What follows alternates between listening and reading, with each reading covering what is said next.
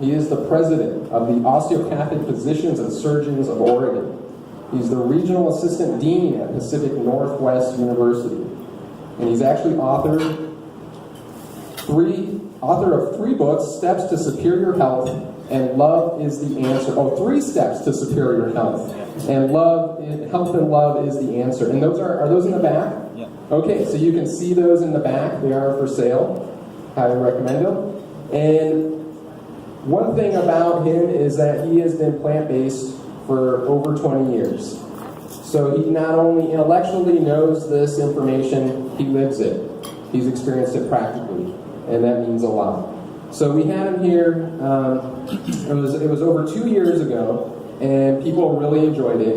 And now this time he's come with his wife, Pam, who's also joined him, and we're really happy that he's come down from the Eugene area to support our budding, growing effort to learn more about health and the power of food. Please give a round of applause for Dr. Buchanan.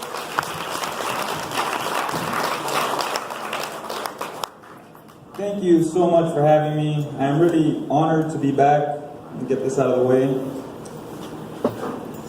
How many in the audience are vegan or vegetarian? Please raise your hand. How many are thinking about making the transition? Okay, I spoke to a few of you. This talk that I'm going to give you today, evidence-based nutrition, reminds me of the first lecture that I gave on evidence-based nutrition. Back in 2003, think back in 2003, to the early days of veganism. And I had just graduated medical school. And I was so excited. I was a vegan already for 5 years. I was so excited and thrilled to share this information. And I was in the Navy. I was an intern in the Navy in Jacksonville, Florida. So I was a little bit naive. I didn't realize that Jacksonville, Florida is the Bible Belt, the buckle of the Bible Belt, and the Navy is also meat and potato. But I said, they're going to love this information. So I volunteered to give a PowerPoint presentation as an intern in 2003 in the Navy. How do you think that was received? Okay, that's pretty. Let me make a long story short. After I gave that presentation, I had a difficult internship year, as you can imagine.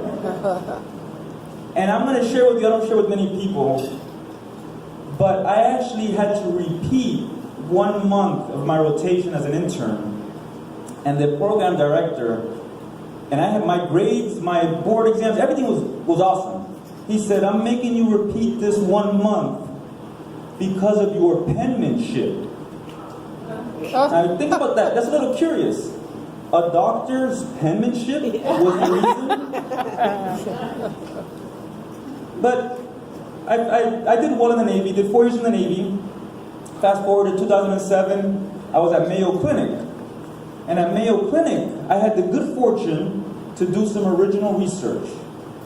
And I was very fascinated with longevity. And of course, at Mayo Clinic, as we know, there's a lot of longevity. So to qualify for my study that I was doing, you had to be 95 years old or above.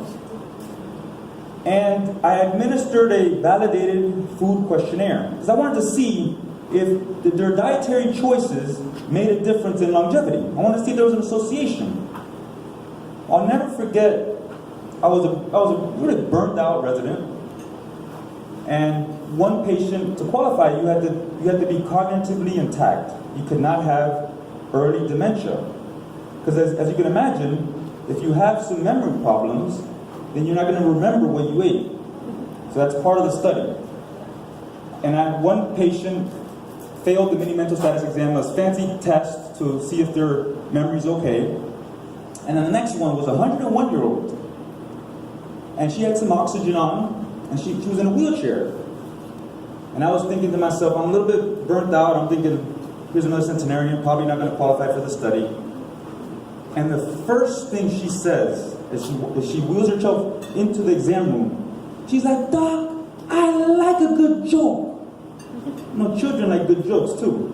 And then I said to myself, if this 101-year-old can tell me a good joke, then I will put my pen and paper down, and she's going to qualify for the study. Because as we know, one of the first things you lose with cognitive impairment and dementia is a sense of humor. So it's kind of like a thing you do in the ward. If you're a busy intern and you're having a round of 30 patients, if you can tell a quick joke and the patient catches a punchline, you can assume that they're cognitively intact. It's a little inside joke for the medical residents.